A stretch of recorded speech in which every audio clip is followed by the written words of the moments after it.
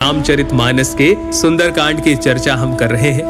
अब तक हमने हनुमान जी की सुरसा से भेंट, रावण के महल में उनका प्रवेश, विभीषण जी से उनका संवाद और सीता माता को मुद्रिका देना, ये सब सुना।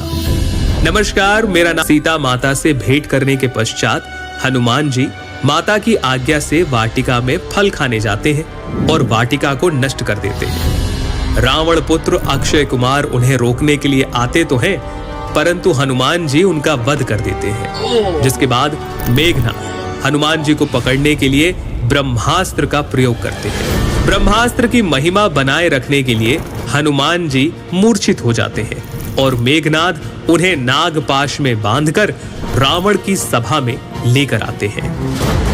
अरे वानर, तू कौन है? किसके बल पर तूने वन को उजाड़ कर नष्ट कर दिया? क्या कभी तूने मेरा नाम, मेरा यश नहीं सुना? क्या तुझे प्राण जाने का भय नहीं?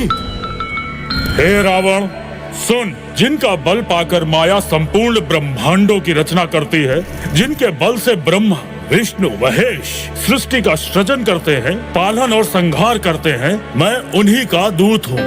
ये सुनते ही राक्षस उन्हें मारने के लिए दौड़ते हैं, लेकिन विभीषण अपने भाई रावण को सलाह देते हैं कि कोई दूसरा दंड दिया जाए, जिस पर रावण कहता है कि इस वानर का अंग भंग करके भेज दो। कपि के ममता पूछ पर सब ही कहा समुझाई, तेली बोरी पटी बांधी पुनी पावक दे हो लगाई। बंधन से निकलते ही हनुमान जी अटारियों पर चढ़ जाते हैं और देखते ही देखते पूरी लंका जला देते हैं। इसके बाद वो पुनः माता सीता से मिलने के लिए पहुंचते हैं और निशानी के तौर पर माता से चूड़ामणि प्राप्त करके उनसे विदा लेते हैं। हनुमान जी समुद्र लांघकर वापस आते हैं और श्री राम को सारा वृतांत कह सुनाते हैं।